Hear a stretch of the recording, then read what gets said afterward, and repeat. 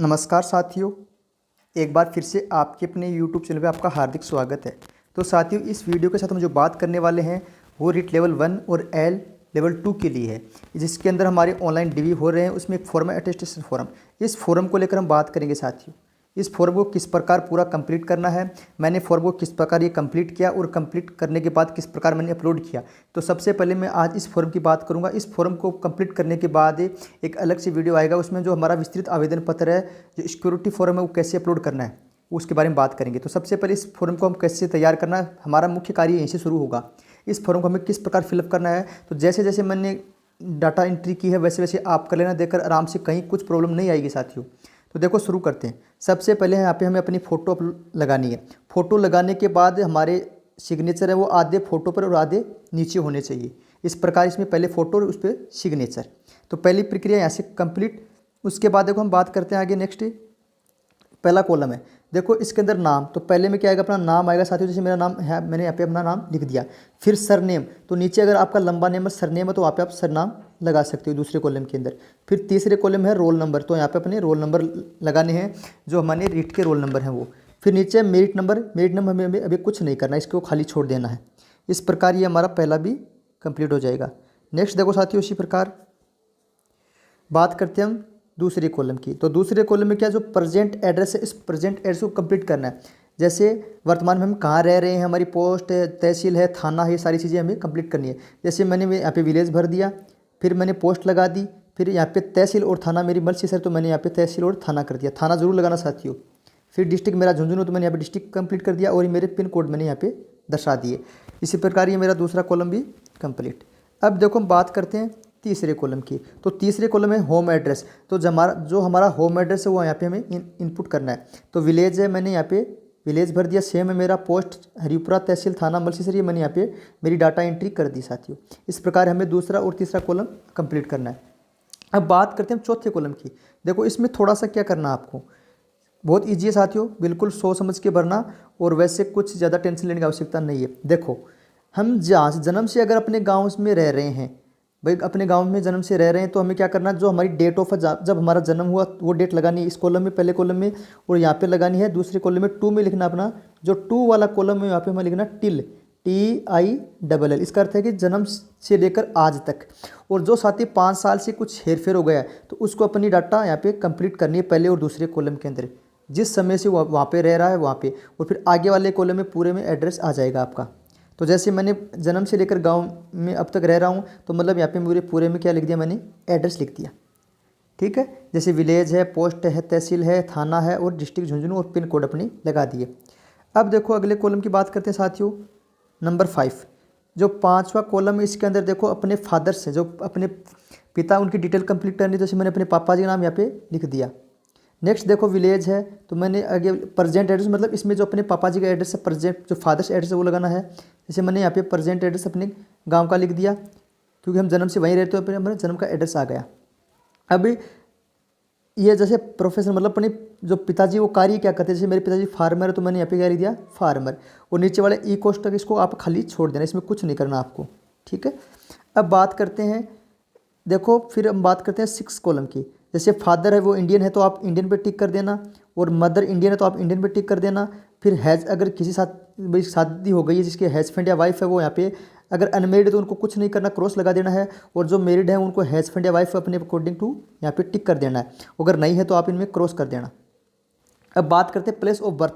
देखो अगले कॉलम की बात करते हैं, तो जहाँ पर हमारा जन्म हुआ इस कॉलम में हमें वो कंप्लीट करना है। देखो प्लेस ऑन बर्थ, देखो हैज़फ्रेंड और वाइफ, मैंने कहा जो साथी मतलब जो मैरिड है वो यहाँ पे कंप्लीट टिक लगा देंगे, अन्यथा यहाँ पे कुछ आवश्यकता नहीं है करने की। डेट ऑफ बर्थ, कि भाई जहाँ हमारी डेट ऑफ बर्थ कौन सी, वो यहाँ पे पहले कॉलम में डेट ऑफ लिखनी है, पूरे कॉलम में पहले कॉलम में अपनी डेट ऑफ आ जाएगी। जैसे देखो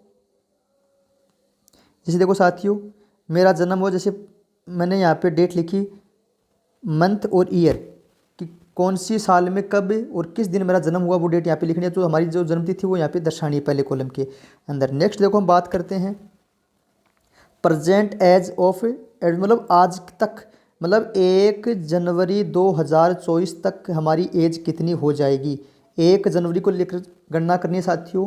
1 जनवरी 2024 तक हमारी एज दूसरे कॉलम में दर्शानी है। जो दूसरी डेट है ना यहाँ पे आएगी प्रेजेंट एज इसके अंदर, ठीक है, 7वें में दूसरे ऑप्शन के अंदर आएगी।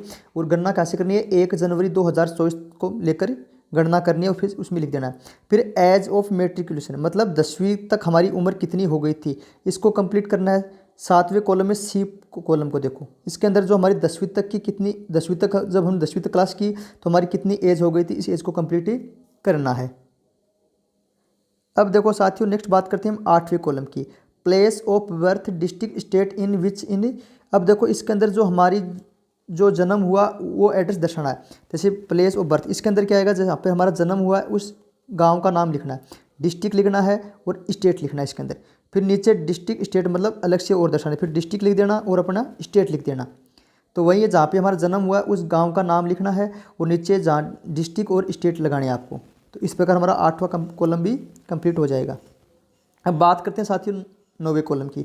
इसके अंदर जिन साथियों की SC और ST कैटेगरी है वो साथी तो करेंगे यस और अपनी कैटेगरी लिखेंगे बाकी और राजस्थान लिखेंगे। अन्यथा जो साथी SC ST के अंदर नहीं है वो यहाँ पे क्रॉस लगा देंगे, इस कॉलम को खाली छोड़ देंगे। इस प्रकार साथियों अपना ये पहला जो पेज है वो कंप्लीट हो जाएगा। इसमें जहाँ पे कोई समस्या तो साथियों आप कमेंट बॉक्स में कमेंट जरूर कीजिएगा। नेक्स्ट देखो इसके बाद जो अगला पेज है साथियों इसके बात कर लेते हैं।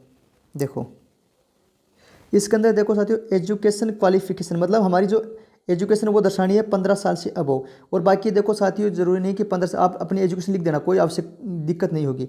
देखो पहले में हम 10वीं, जैसे मैंने अपनी सरकारी स्कूल गांव के पास में है तो वहाँ पे मैंने कि तुम अपने स्कूल का नाम लिख दिया और एड्रेस लिख दिया और वो पिन कोड लिख दिया।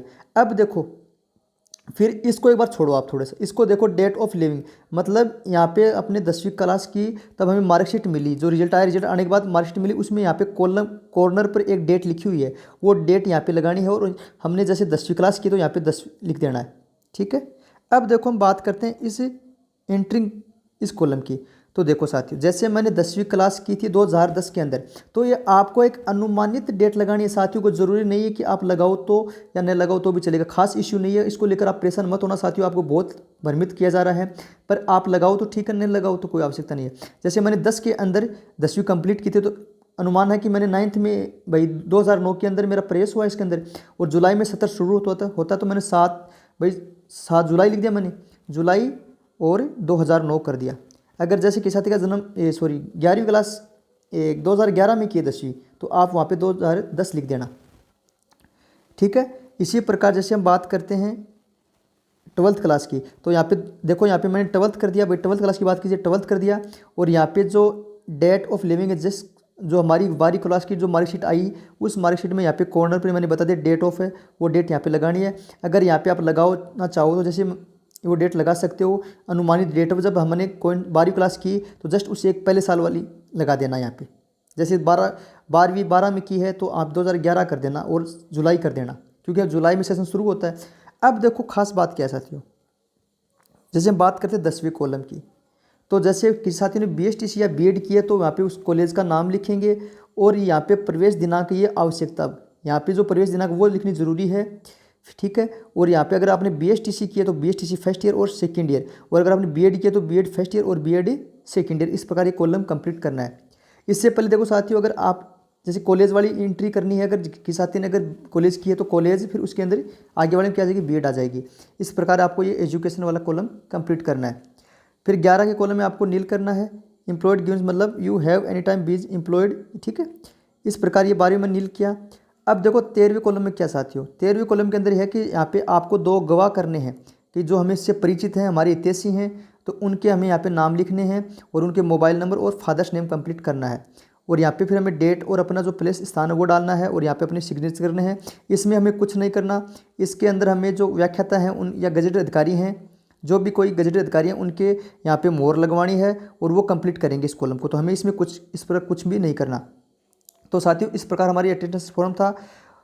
तो समझ में नहीं आया कमेंट बॉक्स में कमेंट करिए, ज़रूर पूछिएगा। और जो अपने भाई बहन जो साथी हैं उनको शेयर जरूर कीजिएगा साथियों। ज़्यादा इनमें टेंशन लेने की आवश्यकता नहीं है, बिल्कुल आराम से इसको फॉर्म को आप कंप्लीट कर लेना। अगर वीडियो अच्छा लगा तो वीडियो को लाइक कीजिए और चैनल को सब्सक्राइब कर लीजिए। इससे संबंधित जो भी कोई न्यूज़ होगी मैं आगे आपको अपडेट देता रहूँगा। और जल्दी आपके सामने जो विस्तृत आवेदन पत्र है, मतलब जो है ना अपना सिक्योरिटी फॉर्म, उस फॉर्म को अब कंप्लीट करके बताऊंगा किस प्रकार ये फॉर्म भरा जाएगा। तो देखो साथियों, ये मैंने फॉर्म फिलअप किया और मैंने फॉर्म कंप्लीट कर दिया है। तो जहाँ कोई समस्या हो साथी, आप अपने कमेंट में ज़रूर कमेंट कीजिएगा और वीडियो को लाइक कीजिए और सब्सक्राइब कीजिए। धन्यवाद।